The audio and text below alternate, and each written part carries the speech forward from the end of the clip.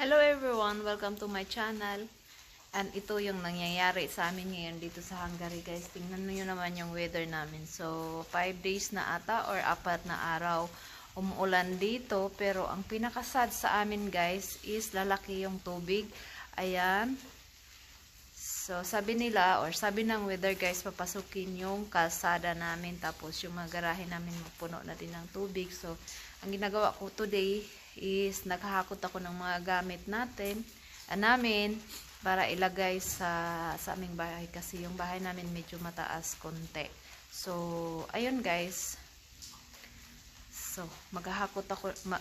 But before that, tatanggalin ko muna yung tubig sa boat namin kasi yung boat namin malaki na yung tubig sa loob. So, tara na.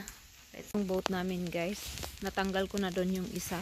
Yung dalawang boat guys, natanggal ko na din yung tubig. So, andito tayo ngayon. Tatanggalin natin yung tubig dito guys. Yung tubig sa boat. Ayan yung weather namin guys. Oh, malaki na yung tubig. Nandito na din siya sa ano. Lapit na sa wall.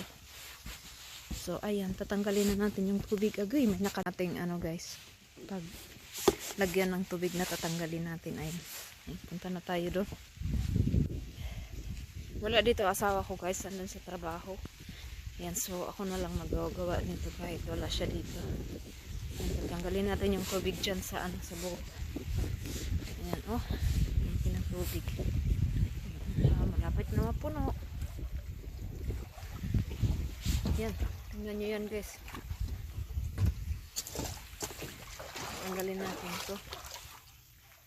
Ayan, babay muna guys. Trabaho muna ako. Ayan guys, trabaho.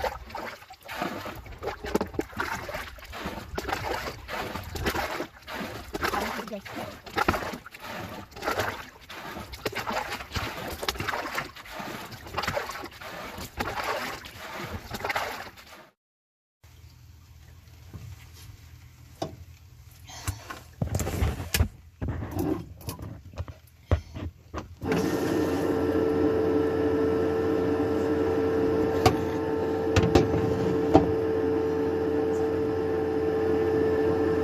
Wala ng tubig. Yan. Yan. Alis na tayo dito kasi ulan na oh. Wala na ang tubig. Guys, tingnan nyo yung trabaho ko kahapon. Trabaho namin ng asawa ko kahapon oh. Yan. Ito, ilalagay lang namin to sa bus. Yan, dadalhin doon sa store ng asawa ko. Ayan yung iba oh. Sana hindi matumba to oh. Oh. Pero parang strong naman siya. Ayan, yun.